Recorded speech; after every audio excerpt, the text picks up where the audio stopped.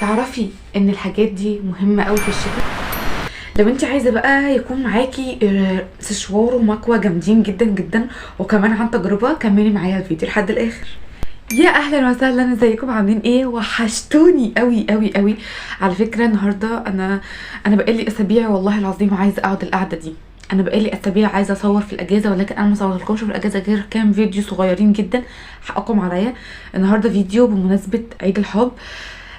بصوا، هو انا مش بآمن بموضوع عيد الحب والفالنتين والحاجات دي، ولكن يعني بيبقى في مناسبات بنجيب فيها هدايا. فاعتبري ان النهارده عيد ميلاد حد انت بتحبيه او عيد ميلاد حد قريب منك وانت عايزه تجيبي له هديه حلوه، فيلا بينا نشوف الهديه اللي ممكن نجيبها له. كمان اقول لكم النهارده على رايي في نوعين من مكوه سوكاني، وكمان نوع اتش دي بتاع السشوار، واقول لكم على افضل انواع اللي انا استخدمتها وحبيتها جدا في المكوى. ويلا بينا على الفيديو. انا هتكلم عن اول حاجه وهو السشوار ده من اتش بي. المفروض ان السشوار ده 500 5600 واط تقريبا. هو كان كويس جدا جدا جدا معايا وما كانش فيه اي حاجه وكان تمام، ولكن هو فجأة ما اشتغلش، مش عايز يشتغل خالص. السلك بتاعه معرفش فيه حاجه، انا عايزه اوديه لحد يفتحه ويشوف لي هو لمس من جوه او في سلك اتقطع، مش عارفه. بس هو ما بيشتغلش خالص غير لما اقعد احرك السلك فتره طويله. مش عارفه ايه السبب لكده، بان هو كان قوي جدا وحلو جدا جدا. في الزرار ده بتاع الهواء، هوا طبيعي كده، ولا ساخن ولا سخن، وفي نسبه تشغيل قويه. هي درجتين بس نسبه التشغيل بتاعته حلوه قوي. كمان الحراره القويه بتاعته ممتازه اكنها مكوه. فانا بحبه جدا. مش فاكره خالص الاسم ده لاني اشتريت منه السشوار ده، كان وقتها حوالي ب 400 جنيه او كده. بس هو حلو قوي. في حاجه انا اكتشفتها ان هو هنا كده في سهمين. تعالوا نشوف. هو واضح ان هنا تشغيل هوا معين. كان نفسي قوي يشتغل ومعرفش ليه ما بيشتغلش. نفسي اعرف السبب، فلو عرف السبب هيبطل العجب طبعا. فبس هو طبعا حلو جدا، فانتوا لو لقيتوه هاتوه. لو انتوا مش معاكم امكانيات تجيبوا دوت الاستشوار بتاع سوكاني، بس حاولوا تبصي على الامبير بتاعه او على الواط بتاعه، يكون واط كده. هو اسمه سوبر تيربو. فمش عارفه ايه اللي حصل له، بس انا بحبه جدا جدا. وادعوا لي ان انا يعني اقدر اصلحه ولا اي حد يصلحه. طيب المكوه دي انا كنت جايباها هديه، هي والاداه دي انا كنت جايباهم هديه في القناه في مسابقه، ولكن المسابقه ما اتعملتش صح ومحدش اشترك فيها خالص، معرفش ليه. انا بحب جدا المكوه دي زي ما انتم شايفين كده. هي جميله قوي قوي، وكمان فيها درجات حراره كتير، وكمان بتحافظ على الشعرايه. هي سيراميك. عايزه اوريكم شكلها من جوه. هي دي ارخص الانواع، مش هتصدقوا انا كنت جايبها بكام. كنت جايباها بحوالي 75 جنيه. والله. هي بس يمكن عيبها الوحيد انه سلكها صغنن خالص كده، او سلكها يعني مش طويل، قصير. سلكها قصير بالنسبه لي بصراحه. بس هي فيها لحد 750 درجه، وبتبدأ من 450، فهي ممتازة جدا. بصوا، انا بحب قوي سوكاني على فكرة جدا جدا. حاجات سوكاني جميلة في متناول ايدك، وفي نفس الوقت يعني اسعارها في متناول الايد، وفي نفس الوقت هي قوية وكويسة وبتقعد معاكي فترة. شايفين التصميم بتاعها جميلة، مش بتوجع الايد. احلى حاجة فيها كمان انه الزراير بتاعتها من جوه، مش من بره. هو فيها زرار واحد من هنا كده، تبدأي انت تعملي فيه كده وتشغلي كل دول. فتقدري تمسكيها وتعملي من غير ما تكوني خايفة ان ايدك تيجي على حاجة تقفلها. فانا بحبها قوي، وسريعة وسهلة معايا لو عايزة اسافر بيها. فهي صغنونة كده، بتتلف كده وتمام.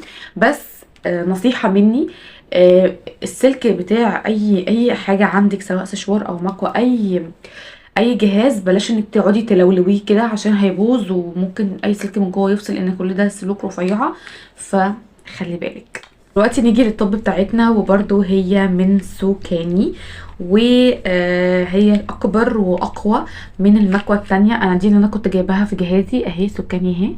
كنت بدور عليها لانها فيها امكانيات اعلى. اولا هي فيها شاشه، تمام، فبتعرفك درجة الحرارة، بتوصل لحد درجة حرارة تقريبا 500 برضو. بصوا، يمكن. وبعدين هي بصوا بتتقفل لحد الاخر، شايفين؟ يعني بتقفل لحد الشعر لحد الاخر اهي. قوية ولكن وكمان سلكها ما شاء الله محمل وطويل قوي، فتقدري تعملي في مكان يعني وانتي واقفه في مكان، ممكن تحطي فيشه في مكان تاني. فهو سلكها كويس قوي، التصميم بتاعها جميل قوي زي ما انت شايفه كده، بحبه جدا. ولكن انا في حاجه ما بحبهاش فيها، اولا هي بتقطع الشعر، يعني الشعر بيخش هنا كده فممكن يتقطع. حتى ممكن تلاحظوا ان في شعرايه هنا كده صغننه، مش عارفه انتوا ملاحظينها ولا لا، اهي شايفينها. وكمان انه اوقات ايديا بتيجي على الزرار دي غصب عني وانا ماسكاها فبتفصلها. دي بس مشكلتي الوحيدة معاها، لكن هي قوية جميلة، الواط بتاعها حلو. مساحتها بتاخد مساحة من الشعر كبيرة لانها طبعا عريضة شوية. دي عاملة ازاي ودي عاملة ازاي، دي ليها او اعتقد هما الاتنين زي بعض، انا مش عارفة بالظبط، بس يمكن دي اطول شوية لكن دي اعرض. فاهمين قصدي؟ شايفين هنا عاملة ازاي؟ شايفين دي اعرض ودي اطول سنة بسيطة من هنا. بس الاتنين بحبهم، دي بستخدمها في البيت، دي ممكن اسافر بيها او اروح بيها اي مكان. لطيفة وحلوة وسريعة وسهلة وبحبهم قوي. ومن اهم جهاز ممكن بقى تشتريه العروسة، هي مش هي دي، تعالوا اقول لكم جهاز المفروض تشتريه اي عروسه، وهو السشوار يا بنات، مش ابدا المكوه.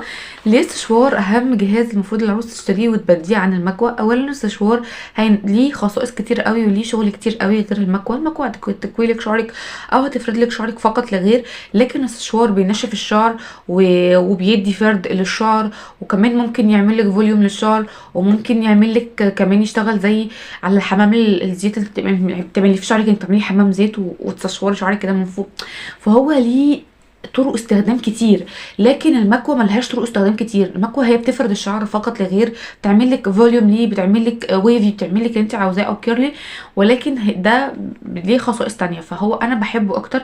يعني لو معاكي فلوس ومش عارفه تجيبي مكوه ولا سشوار، لا هاتي السشوار، لان هو هيفيدك اكتر، هيبقى اسرع معاكي، هتنشف شعرك كتير قوي اول فتره جواز كمان، وفي اي وقت هتنشف شعرك بيه، خاصه في الساعه اللي احنا فيها دي.